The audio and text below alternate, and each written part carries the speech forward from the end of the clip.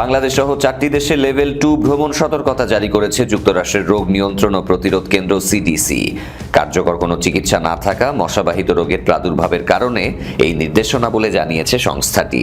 শুক্রবার সিডিসির এক ঘোষণায় বলা হয়, কিউবা, বাংলাদেশ, শ্রীলঙ্কা এবং দক্ষিণ চীনের গুয়াংডং প্রদেশের জন্য লেভেল 2 ভ্রমণ পরামর্শ জারি করা হয়েছে, যেখানে মার্কিন নাগরিকদের এই অঞ্চলগুলোতে ভ্রমণের সময় অতিরিক্ত সতর্কতা অবলম্বন করার পরামর্শ দেওয়া হয়েছে।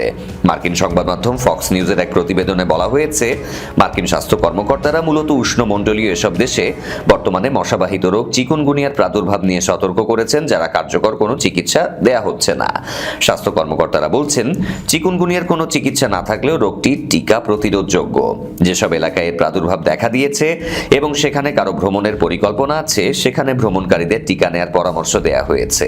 প্রতিবেদনে বলা হয়, বিশ্ব স্বাস্থ্য সংস্থার তথ্য অনুযায়ী 2025 সালের জানুয়ারি থেকে সেপ্টেম্বরের মধ্যে বাংলাদেশের রাজধানী ঢাকায় কমপক্ষে 700 জন চিকুনগুনিয়া রোগে আক্রান্ত। উল্লেখ্য, চিকুনগুনিয়া ভাইরাসের সবচেয়ে সাধারণ উপসর্গ জ্বর এবং জয়েন্টে ব্যথা। এছাড়া মাথা ব্যথা, মাংসপেশির ব্যথা, জয়েন্ট ফুলে যাওয়া বা ফুসকুড়িও হতে পারে। সংক্রমিত মশার কামড়ের সাধারণত 3 থেকে 7 দিনের মধ্যে উপসর্গ দেখা দেয়।